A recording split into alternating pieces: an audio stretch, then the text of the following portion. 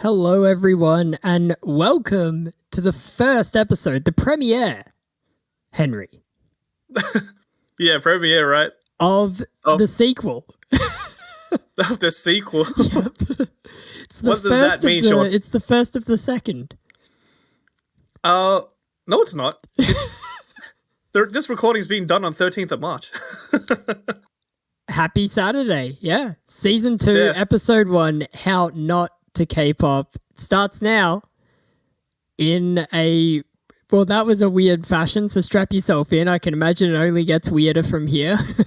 Well, I mean, this episode's going to be... Well, first of all, the fact that we've abruptly started season 2 is quite interesting, Sean, because we had a huge break between the end of season 1, which we didn't even announce, by the way, and then we are just starting a season 2 right here, right now. First of all, apologize. Let's apologize for that. Oh, absolutely. Yeah, we're sorry Unannounced- for ghosting you, dear listeners. Yeah, which I gotta another- say, thank you so much for the support during that time, because we were still getting listens and all of that. So amazing. Thank you so much. Yeah, absolutely. But again, sorry for the quiet, no release period. But there's actually a pretty good reason. For example, Sean, what did you end up doing this past silent period? I was running a coffee shop unintentionally running a cafe. You have to. It's so weird how you got this position. You were a barista? Yeah, then- so I'm working at this place as a barista, just chilling, making coffee, serving up smiles. You know how it is.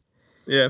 And the owners, from the minute I met them, did say, "Hey, we're gonna get married eventually. Well, pretty soon, in fact." I'm like, "Okay, that's cool. Something in 6 months once the pandemic calms down and blah blah blah." And February arrives, and a couple of positive results come where we are. And then all of a sudden, for fear of a lockdown, my owners say, "Hey, we're leaving." And yeah, it's like, what? They fled the country? They went to the Whitsundays, which is in an Australian territory. It's still Australian soil, technically. Right. And they got married and also left me in charge with one other person in charge. Yes. So you've ended up getting stuck with a job as, rather than just a barista, you now run your own cafe. And oh boy, I was not prepared. I made hilariously bad mistakes. Should I say my worst mistake? Well, Would that Sean, be a fun story? Well, Sean, first of all, you're the boss. Whatever you say will determine the kind of it's the kind of marketing you give off for your cafe. It's up to you, man. So, long story short, there is a tracker of all the staff food and beverages. So the stuff we get at a discount or the stuff we get for free, which is awesome. It's so nice of the owners to give that to us. Yeah, I deleted that entire thing. Yeah. Yeah. Well, do you know how to remake it so at least you can start off from where you deleted from, or No. So it was just gone, and I panic call the owner, and I'm just apologizing profusely, and she's like, no, it's okay. We've been there, I get it. And that was really sweet. We moved past it, so thank goodness I'm still alive. Here I am. So the owners you were still able to get in touch with the owners, Sean? Or Yeah, they were. okay. It was amazing. You'd think, oh, they're on an island. They won't be in contact. I could call them at the drop of a hat, and they'd be like, "Yeah, just do this." So that was really sweet. Still managed to create that or make that big oopsie though. So go me. Yeah, so that's that's pretty much the main reason why How Not to K-pop ran during, what was the time period from late January, I believe? Yeah, I guess very late January until where we are now, March 13th. Oh, geez. Okay. Well, remember, this is being recorded March 13, 2021, right. just in case people listen to it 5 years later. So when it gets released, obviously it's not going to be the 13th anymore. At least not in Australia. If Sean decides to edit it and post it tomorrow, then maybe in America it'll still be the 13th. But whatever, that's pedantic. Main reason, boss here, Sean, became boss of another place as well. And then uni came for you as well. That's not uni. It's not uni. So you're an audio engineer. Yeah, and the project or assignment, if you will, is to record a band's EP, which is usually, say, 3 or 4 songs. So I'm doing that right now as well. Yeah, so this guy, Sean, is just pumped with a whole bunch of work that he has to do. The fact that he has time now is pretty crazy. So this week, we're going to be going through, what did you write? We wrote VIXX because...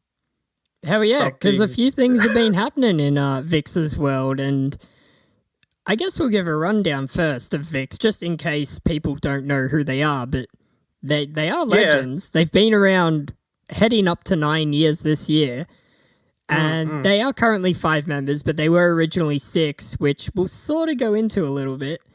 It started with N was the leader, Leo, Ken, Ravi, the rapper, he does his solo stuff a little bit as well, Hyuk, and Hong Bin. So I remember listening to VIXX when they debuted with, what's that song that sounds like a game? I don't. Superhero. Superhero. Yeah. No, not the debut. I listened to Rock Your Body. Yes. That's what I heard. That one was the one that sounded like a game. I don't believe that's their debut track. Superhero was. But these guys, they released Hyde, Voodoo Doll, Chained Up, Scientist. Hyde was very interesting because it was also one of the music videos that got... It was a Hyde or Voodoo Doll? Well, Hyde had this real gothic feel to it, and then they just took it even further with Voodoo Doll and had some horror influence and actual violence in the music video. Yes. Yeah. Yes. VIXX was one of the groups where their music video for Voodoo Doll had to be censored because there's a point in the music video where one of the members stabs themselves with the sort of like a walking cane, I will say. Right.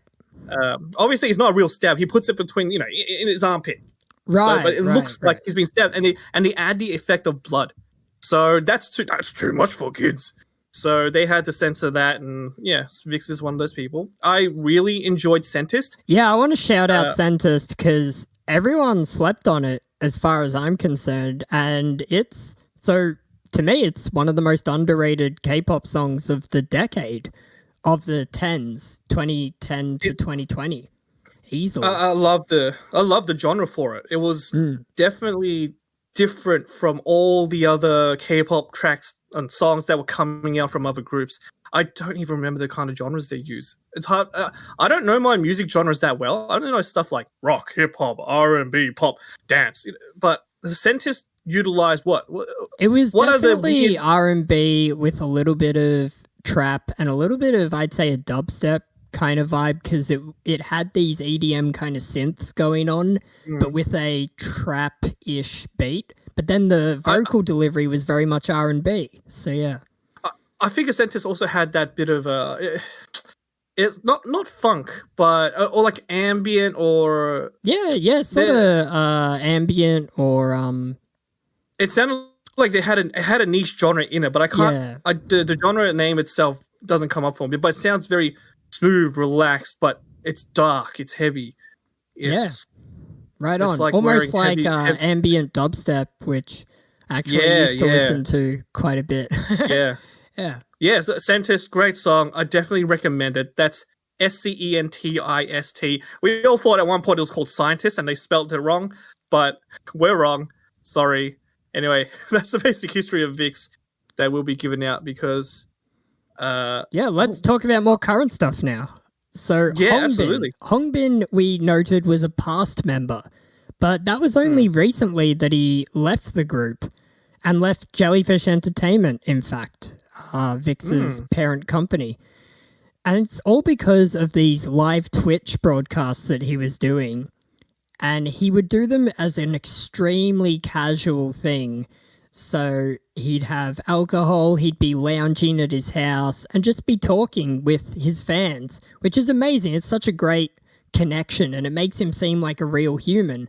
Unfortunately, I'm not sure if He got too real. Actually, He got too real. yeah, I'm not sure if it was actually fan requests or not, but he was watching other K-pop acts' music videos. For example, Shiny. And he basically said some bad things. He talked shit about them. What did he say? What did he say? Go on. Ooh, do I have to repeat it? It's pretty cringe. In fact, Is it? oh, it is. It's so cringe. But he later clarified that he was viewing it as a fan and he was giving his honest response as a fan. And basically his message was like, they can do better because I hold them to such high standards. Okay, well, I'm going to read out. So there's this paragraph from Sumpi. This is what it says. Hongbin watched a video of Shiny performing Everybody while listening to the theme song of animated show Digimon and said, who combines this kind of idol music with band music? So lousy. He also criticized the choreography of Infinite's Be Mine, saying, if it were me, I would have hit the choreographer. So, in your opinion, Henry, how much of this is the alcohol talking, or is it just him being himself? Well, see, I don't know the guy well enough. I don't watch his Twitch streams. So, it's Twitch, right? He does it on Twitch. Right. So, I don't really know his Twitch streams. I don't know how he is, how honest he is. So, something like this, to me, especially coming from an idol, is a bit... it's new territory. Yeah. New territory. That's what I think was so shocking, that it's just, I've never heard of an artist speaking this candidly to enough people that it's going to spread on social media. It's very private occasions that they'll talk in such a manner. I'm truly shocked. It's kind of brave of him. It's pretty bold. He's got cojones. Yeah. Well, Sean, that's what happens when you become an idol, because you get lumped into this lifestyle where if you're an idol, there's a lot of things you're just not allowed to do. To me, the Twitch streaming he does to chat with his fans, that's cool. But it seems like the idol lifestyle would limit a lot of what he's able to do on that stream. The fact that he can drink alcohol and then talk candidly with his fans about anything, really, I guess, is less idol-like. Totally. But it also allows him to be more honest. If some other idol did, like, in quotations, I'm doing the air finger thing, a live candid stream, the manager would be just off camera sort of whispering like, don't say that, say this, or cut that, and they'd probably have it on a delay as well so that they could censor it to a certain extent, whereas this was completely unfiltered. And yeah, he went there. But did he actually go too far? Did he commit any sort of defamation? No, I don't really think it's defamation, because number one, it's just an opinion. He's not saying fact. Yeah. Yeah. Right, they're not facts. Look, for example, I'll read the defamation meaning, I guess. So generally, defamation is a false and unprivileged statement of fact that is harmful to someone's reputation and published with fault, meaning as a result of negligence or malice. Now, the guy is giving a criticism. Obviously, his criticism for Infinite's Be Mine, saying that I would hit the choreographer, not really a great criticism, but you could tell he probably thinks that the dance itself isn't up to par or something like that, because choreographers create the dance and the dance isn't great, but the idols do the best that they can. Then perhaps it was the choreographer who didn't make a good enough dance to maybe fit the song. See, or even that is video. A way better way of phrasing that, but you put alcohol in the mix and your brain just goes, yeah, that sucks. You can't articulate what you really think that well, which is why Hongbin was so misguided going on Twitch, having some alcohol. Like, that's not a good idea.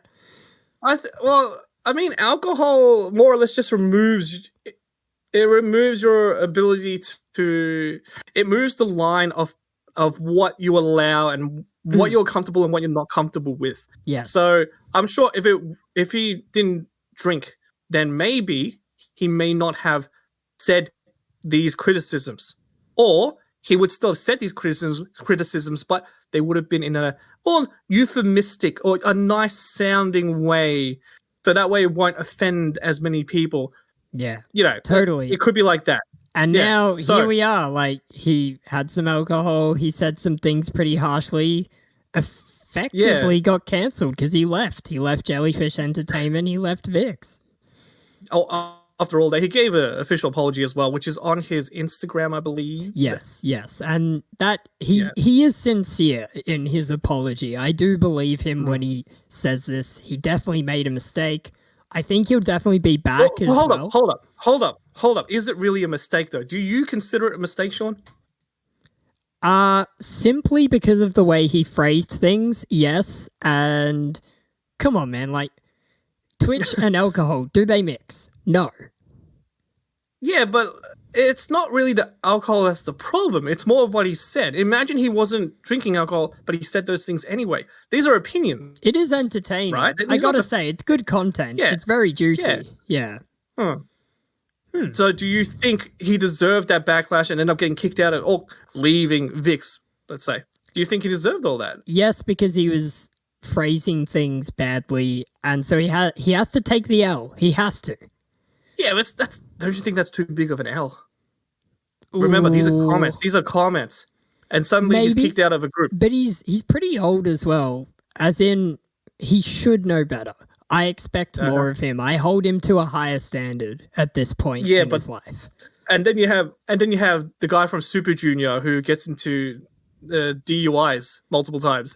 And you're fine with that. No, I'm also not fine with Kung In. No, he's had troubles. I didn't say his name. You said it. He took the L. He left. He left Instagram. Yeah, but that was a lot later on. Fair. Yeah, so well, Hongbin, look, he made some comments. The point is that there were criticisms, all right? And sure, they weren't worded well, but a good apology is more than enough. He doesn't need to leave VIXX. We all have our opinions on a dance or a music video or whatever. So mate, listen to our end of year special. We are practically shitting on a whole bunch of we sat on five groups that started fresh for 2020. And who else did we sit on, Sean? We were definitely critical. Yes, that's our right. Analysis, for sure. We were not defaming, but we were giving opinion on why they would be considered the worst debuts of 2020. Yeah. We were backing it up though with points. We weren't just saying they suck. We were giving genuine feedback. Yeah, so I would say Hongbin does the same thing. It's just his feedback's limited. He's not really giving as much information.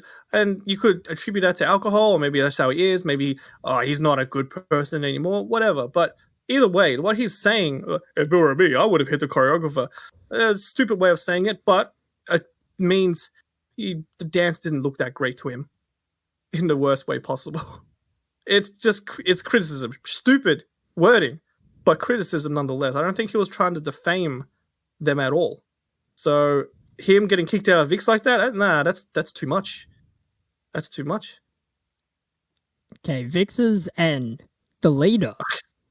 He has left the agency. He's left Jellyfish and signed with a different agency, but he's going to continue with VIXX as a member and in their releases, activities, what have you.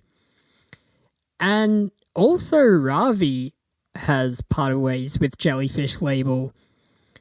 And that's to establish his own label, which makes sense. It happens often in the hip-hop world. We've covered Jay Park, in fact, on a previous episode. He's sort of he provided the template for all of these artists in terms of leaving the agency and starting his own label and becoming a worldwide success. Yeah, but Jay Park wasn't creating a one-man label. He created a label and then people came to him, joined his label as well. Whereas with Ravi, it's a one-man label, right? Potentially. I think he'll expand it and get some artists under his roster and manage them. And that's sort of a background thing, which I think a few idols will leave their groups or groups will disband and they'll go into those background roles, like a producer role. But VIXX's N signed with an actor agency, which I think will be a lot more common. I think we'll still be seeing idols from Do you call it second wave or is it third wave in a way? What do you think Rain would be considered a first wave? Barely. I sort Or, of see him or as. Super Junior, Girls' Generation, Big Bang, 2NE1. That's first Oh, wave. okay. I'm going to consider, say, Super Junior the very, very start of second wave then. Just for argument's sake, you can disagree with me. So, and second wave, I'm going to say went until, let's say, 2013. We're talking about the effect on foreign music industries, right? Or music scene. I guess so.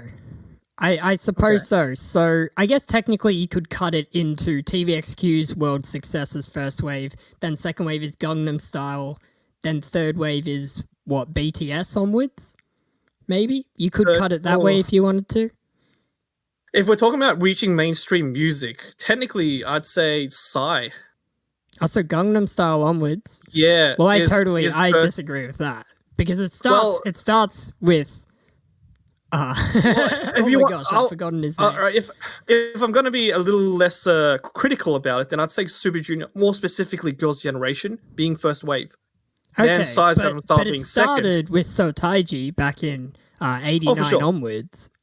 Yeah, but like the effect on the Western industry, not that this has anything to do with VIXX and N leaving Jellyfish Entertainment, but talking about waves, that's what I think, because by the time I heard of K-pop, it was mainly because of Super Junior and Girls' Generation. You know what? Yes, I'm confusing how we consider wave with generation. You're right. I think that's totally fair. All right, VIXX, so VIXX second wave. 2010 to 2013 in general, idols. So Infinite, for example, BAP, all of those kinds of people, I think are going to stay on TV. They're going to be actors. They're going to be hosts of TV shows, variety shows. They might even go on to do news. I don't know, tell the weather or something. I do think they're going to remain in the public spotlight, just not as part of groups anymore. I think a lot of the groups are going to disband from this period of time. That's assuming they actually get into acting, hosting, or radio. So what about the idols that don't make it into those areas? Do you think they'll just straight up go back into study when they? Because a lot of times, the idols themselves, when they study, they end up going into, while they're training in, let's say, SM Entertainment, they'll also study in, was it visual arts? What'd you call it? Visual arts for like dance and theater. Oh, you can go to, say, acting academies just like you can go to dance academies. Yes. Right. So, but they'd be learning that, they'd be studying that on while training to be an idol that they'll debut soon. And then once they disband, they're acting, what they've studied, okay? Not the training, but what they've studied becomes a bit useless. Especially if they don't use those skills and what they learn as a K-pop idol, getting into industry, staying in the entertainment industry. Suddenly, they've got nothing to back themselves up. Yes, that's true. There's not much of a plan B. Square one. But I would also argue that a lot of these idols almost don't need a plan B, because let's flip this a little bit to a company. And a company is trying to be seen by as many eyeballs as possible as a media company. Why would you not approach groups that are popular or celebrities in general? Why would you not approach VIXX, or why would you not approach BTS nowadays or something like that? Well, it just makes sense. Why would you approach them? And also, because they're known and they draw in fans, right? They have a dedicated fan base that this media company can piggyback off and recruit, or have these people cross over to become fans of the media company. But to me, I believe they're not going to bother. The reason is because these companies, agencies, whatever, will see them as old. Their fan base will be moving on to newer, greener pastures. And the music scene in the world of K-pop in South Korea, it's ever changing. It's really crazy. You can be top and then just drop. It happens so fast out there. It's so true. Yeah. There's one group that we're going to be talking about later. they debuted, and 3 years, I think 2 or 3 years later, they're disbanded. Yeah. We'll get a bit more on that a little later. But yeah, so why would a company want to hire disbanded groups when they've already lost everything? What can they provide anymore? I'd rather employ or ask entertainment agencies to give me use of current, very trendy, very popular idols and groups. They would be much more. They would get more attention. They would get more money, marketing, etc. That's what I think. I don't see, you disband, you if you can't become actor or a host or a radio or whatever, suddenly you're still okay. I don't think so. Sort of to back up your point, I had to actively seek out these news articles, these talking points about VIXX, which sort of says it all, that the media don't see these groups as part of it, as relevant anymore. And so now they just go for the younger people, such as Gravity Gravity,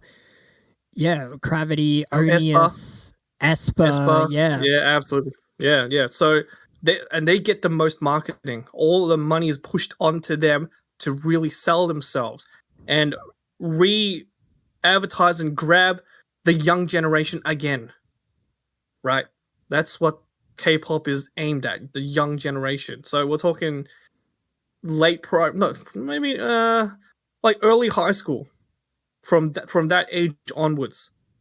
Maybe it's the main demographic. Like I get you, yeah. And exactly. That main demographic are not in a creepy way, more interested in people roughly their age or only a little older, compared to Ravi or Taeyeon, who have had dating rumors with each other. Oh, go on. Dating rumors, I like it. And so maybe I missed this, but I didn't even realize that EXO's Baekhyun and Taeyeon broke up. I actually had no idea. Well, that must have happened ages ago, but we're talking. Well, so this is going back to 2014, and we wrote here that if Dispatch breaks the news, then it's true. But if they don't, then it's not true. It's just complete lie. But 2014, Baekhyun and EXO's Baekhyun and Girls' Generation's Taeyeon, they meet, they date. But most people didn't consider it a serious relationship because EXO Baekhyun was younger than Girls' Generation's Taeyeon. That's why. That's a very traditional mindset, very... well, the evidence of Taeyeon and VIXX's Ravi dating is simply on December 27th last year, Joy News 24. So, as I said, not Dispatch. So, yeah. That they went to Taeyeon went to Ravi's house together on Christmas Day. That's the evidence we've got to go on. I don't think that's much. That's not much. It could just be their families might know each other because Christmas is a family time.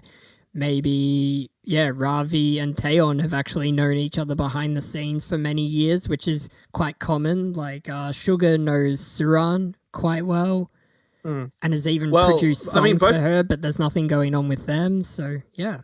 So the agencies for Ravi and Taeyeon have denied these supposed accusations. Right? These reportings, we'll say. But Ravi is now not part of the agency anymore, not part of Jellyfish, if I'm correct. Okay, so what? He jumped ship so he could be with Taeyeon. Well, why not? I mean, now he's not an idol. He's not limited to what idols are forced to follow. So now he's much more. You could feel much more free about your actions. You can now date the people that you were once colleagues. Taeyeon, a colleague, fellow K-pop idols, male, female, were colleagues or competition or rivals. It had to be for different reasons. It had to be. For what? As in Ravi leaving Jellyfish. It had to just be, hey, I want to do my own rap thing. Like, So it's a one-man label. He's just doing it for Taeyeon. Like, hey girl, I got my own label. It's named after me. I am the label. My label's on baby. Spotify. Whoa, Yeah. so impressive. We're gonna be going on about Spotify a little later, but I don't know. Let me ask you this: if you could have a dating rumor, who would be the person that they'd have you in a dating rumor with? I would love to see Korea explode when it's rumored that I am dating any of the BTS members. Because Korea's not the most progressive place culturally. That's just how it is. I'm sure the young people are, but in terms of those in charge and all of that, they're not that progressive. So to hear that their biggest export and what makes up some crazy amount like 8 to 11% of their economy, BTS, to hear they're in a same-sex relationship, I'd love to see the reaction. I'd love to see it go down. Is it Jungkook? Jungkook? Nah. Too young. Oh man, your girlfriend would hit you. Jin, I reckon. Mr. Worldwide. Jin? Yeah. Okay, right. Not Arian. Sorry, Worldwide Handsome. Yes. Jin was Jin. He was on. Was he on like the top 5 for our end of year special? Was he one of the top 5? Yeah. In the best male specimen. Yeah. Yeah, that's right. Because see, the thing was though, I wanted to say, all right, so that's Korea, that's K-pop. What about in the Western music scene? A rumored relationship with a Western star? Yes, hell yes. Wow. Gotcha. Yeah, blindsided. Mm-hmm.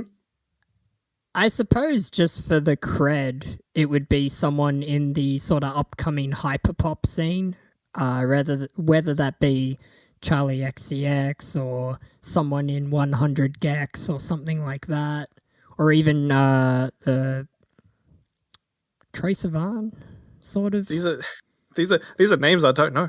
Oh, well, Troye Sivan's Australian, sort of. So yeah. Okay. All right. Awesome. Okay. Well. Hey, you asked. I expected you to know a little bit about the West. If you're gonna ask me about the West, sure. I like who would I like? Who would I like to be in a dating rumor with? I'd say Ariana Grande. Nice and easy. Yeah, she's great. Or better yet, or even not better yet. Sorry. Or even Emma Watson. She's great woman. Oh, no, we were just talking about how VIXX members aren't really relevant anymore, and you drop Emma Watson on me. Emma Watson's amazing, man. Come on, man. I'm just saying she's not relevant, that's all. And she's still amazing. She's so amazing that she can be dropped into any irrelevant topic. But I would say Ariana Grande if we want to keep in line with music. And that's just the West. I think in the East, so like in the world of K-pop, Taeyeon's not bad, but I can't choose Toa because she's technically retired from the K-pop scene in a way, and I'm not knowledgeable on current big names. And most big names right now, like for example, aespa, who's getting pretty huge, they're young, very young. I'm not going there. So. Well, then it's got to be one of the older groups. Maybe Sunmi is still out there doing stuff, doing pretty good music. Sunmi, yeah. I was thinking maybe. What's her name? Well, I still think Hyejung from former Secret. Oh, yep, Bagel Girl. Yeah. Oh yeah, she's nice. Also, I think a runner-up on or was it one of the end of year best female specimens. I think she was a honorable mention, maybe. That's right, honorable mention, because she hadn't been that active in 2020, so I felt it inappropriate to include her. But yeah, you shouted her out then, and you're shouting her out now. Hell yeah! So VIXX, Ravi, and SNSD or Girls' Generation's Taeyeon supposedly dating because some people saw Taeyeon entering Ravi's house for Christmas dinner. So they spotted him. He got They spotted Spotified. him. Nice.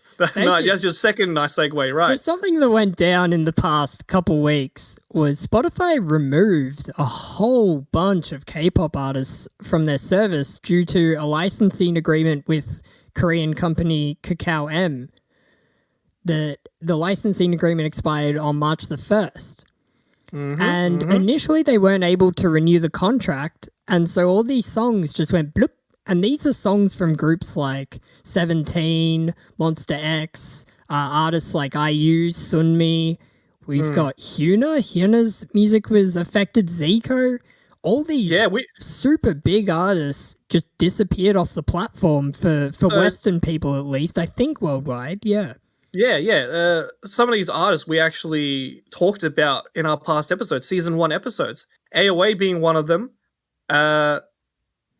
4 Minute is another one. Yes, VIXX, so we true. Actually right. VIXX we talked about not just long ago, where we just finished talking about them. So it's an A-Pink. A-Pink was pretty. A-Pink didn't really have any scandals, if I remember correctly, but they were removed, and we still talked about them. But a lot of big names just disappeared because of the license agreement. Unable to renew. People were a little bit. It was kind of conspiracies were going around because Kakao do have their own streaming service called Melon. So was this deliberate on Kakao's part, letting the licensing agreement lapse so that all the music ends up on their platform? Therefore, they make way more money because it's directly off their platform that they're making that revenue rather than through Spotify.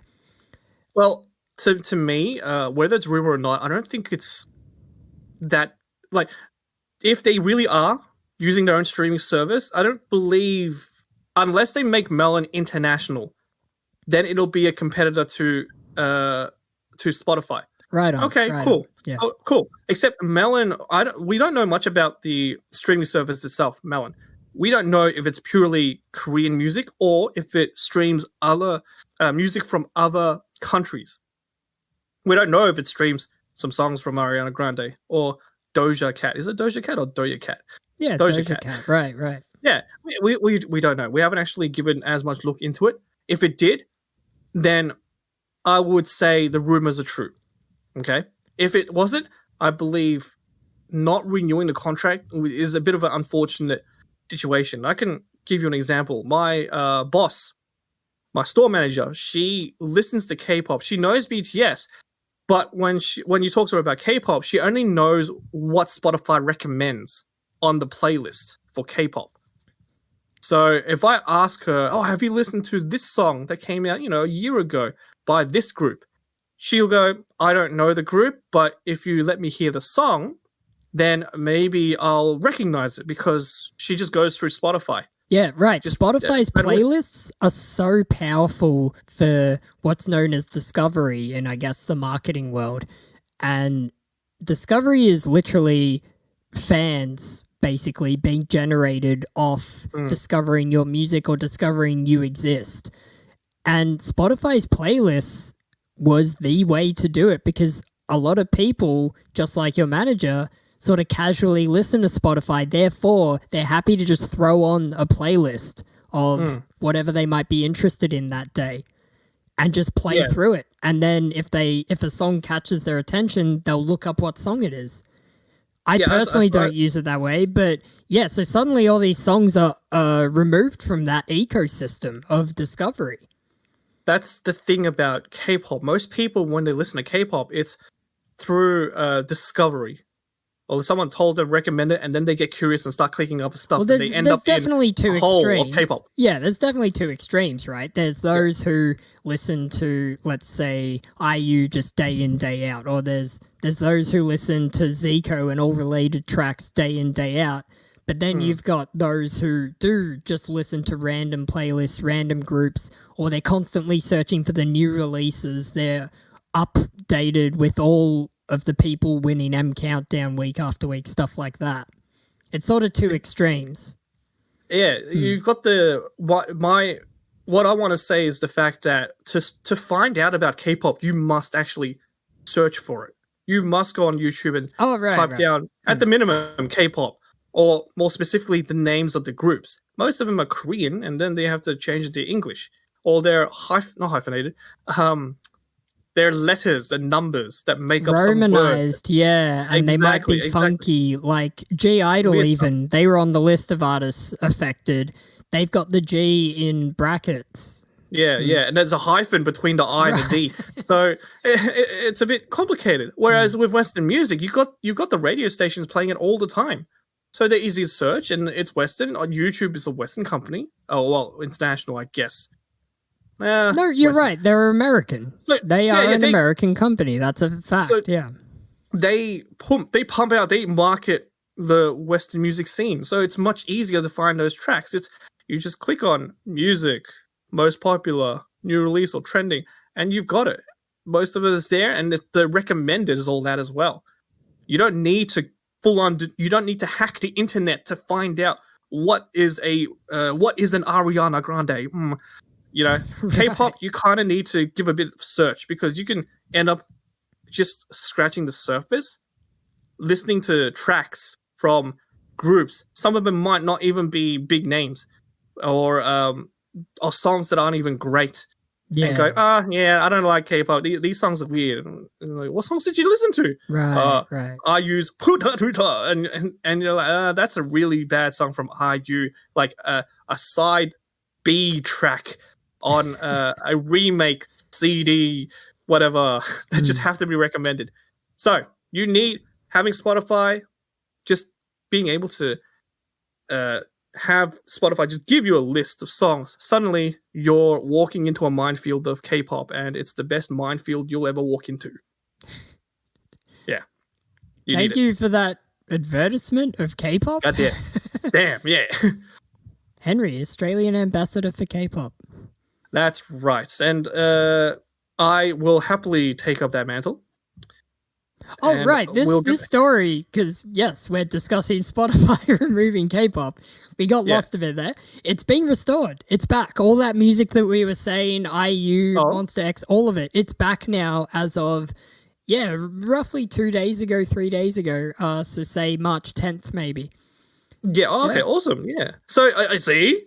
They well, here's how it would have gone down. The renewal contract would have been negotiated, quote unquote, and Kakao probably would have gotten quite a lot out of this. So good on them for bargaining and getting a better deal for what is very valuable property. A lot of these groups, very famous, so yeah. And a lot of these groups are also old. So you'd say second wave. A lot of them are legacy groups, it's true. There's some new ones in there, like VIXX and ENOi are there. Momoland, I suppose, are one of the more recent groups, Dreamcatcher. Yeah, and then you've got groups like, 4 Minute, which is disbanded. You've got, so Hyunna's on her own from 4 Minute. You've got, Sunmi was originally part of Wonder Girls, yep. Exactly. They CL disbanded. of 21 fame, they've disbanded. That's right. AOA's got 3 members just left the group, so they're now a 4 or 5 member group now. That's crazy. And we talked about the fact that we already had VIXX. Oh yeah, VIXX as well. So VIXX, 2 members left. 3 members left the group. That's Ravi, N, and Hongbin. Not the group. They left the agency. Right. So they left the agency. And then we've got another group that is technically fresh in the world of K-pop, and they've already disbanded, right, Sean? Yeah, I'm real sad about this one. They've been responsible for one of my favorite K-pop songs of all time, and 2020 probably top of my list for that year. So ENOi, ENOi, have disbanded. They were on a fairly small label called Kit the Whale, which is a really cute name for a company, I gotta say. Could you say it again? What was it? Kith the Whale? Kit the Whale. Hit the Whale? Kit the Whale. Kit. I'm sorry, but it sounds like Kiss the Whale. Kiss the what? Kiss the Whale? What kind of... This is weird. That's a weird, interesting name, but, go on. ENOi had... Right. really ENOi struggling had with 3 ENOi. members. So all their contracts were expiring end of 2020. 3 members terminated the contract then and there. Arvin, Jinwoo, and J-Kid. We don't actually know why. That's personal, I assume, so whatever. And ENOi, as a group, discussed with the label and decided let's not exist anymore because virtually half our members just left, which I think is totally understandable, totally fair. It's just sad when this kind of story happens because, in my opinion, they definitely had the talent to become big. All they had to do was just keep moving forward, keep releasing music, and I really felt they would have built up a really solid fan base and gotten big potentially. So you say that, but I've actually gone ahead on YouTube to check out the views for their song. You've crunched some numbers? Crunch some numbers. So Bloom, I believe was it their debut track? Yeah. Okay, so Bloom. This came out mid 2019, we'll say. It had 1.2 million views. Okay. The next track, Cheeky, released in early 2020, 1 million views. Then the next track, WAY or Way, mid 2020, less than 400,000 views. Oh my gosh. So in a span of so in just those 2 years, like mid 2019, then early 2020, then mid 2020, the views have dropped. At first, they dropped from 200, and suddenly they dropped by 500,000. That's heartbreaking because WAY is the song. It's my favorite song probably of 2020, and it is one of my favorite K-pop songs of all time. It's extremely amazing in its composition and its performance. We talked about idols, after disbanding or leaving in groups or whatever, they end up finding jobs elsewhere, doing whatever. And even with new groups, I'm kind of curious, do you think that during this period or in the past year or two that it's not, how should I say, it's not that the industry is moving too quickly, but also the introduction of the worldwide pandemic, COVID-19 or coronavirus, which might have a huge effect on how newcomers, make their stand in the world of K-pop.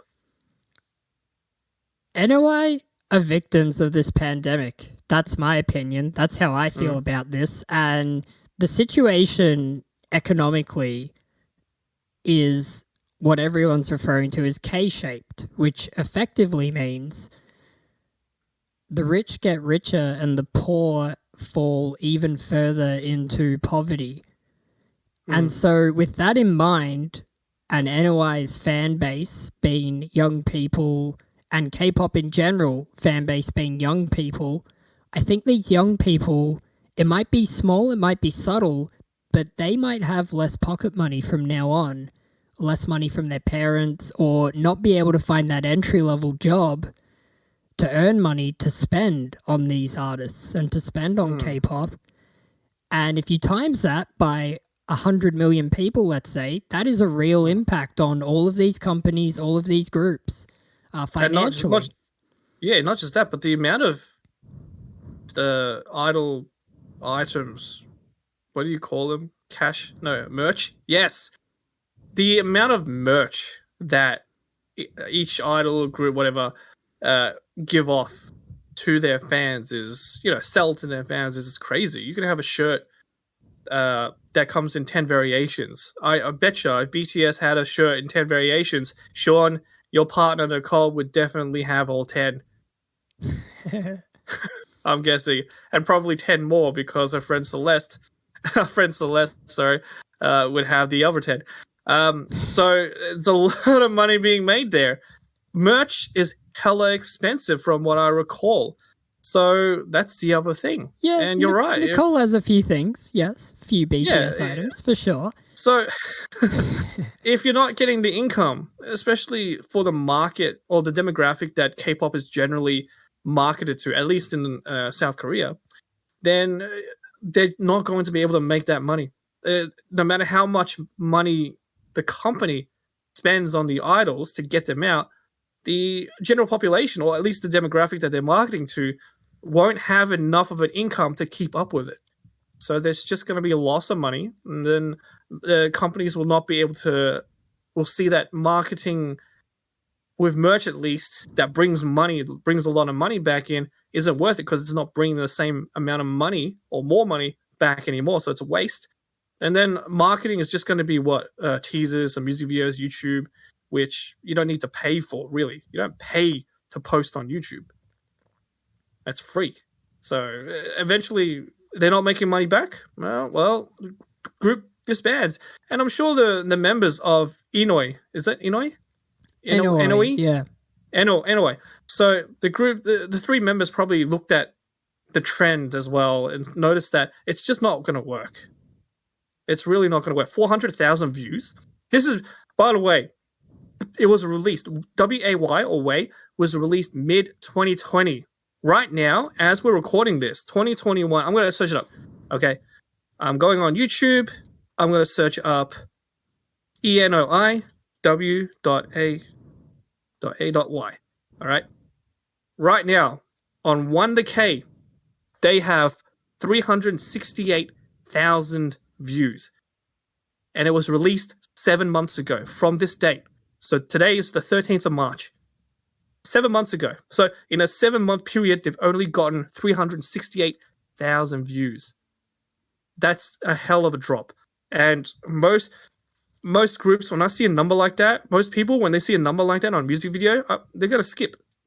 I saw it and I skipped. So the only hope is, or the positive we can take away from all this is that in a way, this is a complete shake-up of K-pop as we knew it. And now we enter an era of K-pop as we know it now. And what K-pop looks like now, it's a revolution is what I'm saying. And with that means music could be really incredible and different. And K-pop might not be like we've ever heard it before in a good way. Hopefully. It's going to be very interesting to see how... Yeah, it's to be seen. But I do think we might be entering, maybe in a year or two, one of the most exciting times in K-pop since Gangnam Style, since 2012. Well, and also the fact that Gangnam Style was more like a phenomena than an actual... Oh, but what it did, because when a giant behemoth releases a giant song, he takes all the people under him with him and raises all of them up. And that's exactly what happened. So we got amazing music from SHINee, from JYP. 2PM had some amazing music. We had all these new groups pop up like BTS. So it's going to happen again, I think. We're going to get all these incredible groups pop up again due to the impact of this massive pandemic. Do you think there's going to be a group called Corona? No, too on the nose. You know, it's funny. A song I really like to listen to, and it's only caught my eye recently, is by Crush. And it's called Corona. It's Punchinello and Crush. And I didn't even think about it, but the main hook is Corona on my mind. Yeah, wow. That's it? I'm just saying, in these times, that is a really weird thing to hear. It's like whenever you see in movies crowds or people coughing just casually. It's like, whoa, this is okay. Wow. It's like I'm watching a chess match, a very big chess tournament for professional grandmasters, and all you hear is that's it. You hear grunting and coughing. Oh my god. But yeah, I'm actually very curious now. You've given me some hope, and I'm genuinely curious what the next would you say the next wave of K-pop will be? Next wave of K-pop, yeah. Ooh, after BTS, who's going to top BTS? Oh, that's an exciting thought. Who knows? Will it be a girl group? Is it time for the girls to rise up? Do you think they'll have to use a scandal to top BTS? Dating short-term success, maybe yes, but they'll keep getting to a dating room. It turns out this girl who just debuted with their group, blah blah, was in a dating scandal. Oh, not dating scandal. Was found going into Sean's house from How Not to K-pop. Okay, and most people are like, who's how? What the hell is How Not to K-pop? I gotta go shower after this dirty talk, so we're gonna bring this episode to a close. New Ep Henry, new season. exciting times, I gotta say. Scandalous times, but exciting times. Yeah, so new episode, first episode for season 2, abruptly. Next week should be another interesting one because I played a game. I'm gonna tease this. Oh, I didn't play a game. So I watched a series, a TV series that has nothing to do with K-pop, but I watched it all in one run, and it's magic and science and action, full of wonderful and exciting vision.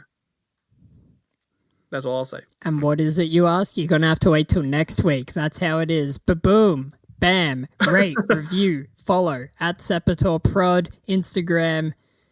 Have fun. Enjoy the rest of your week wherever you are, whatever year it is. Bleep bloop. If that's how we talk now. All right. Okay, sure. All right. Thank you for. Yeah, I didn't forget that. I didn't forget I was doing that in season 1. All right. You've been on How Not to K-pop. This has been Henry and Sean, or Sean and Henry because Sean's boss. See you guys next week. Till next time.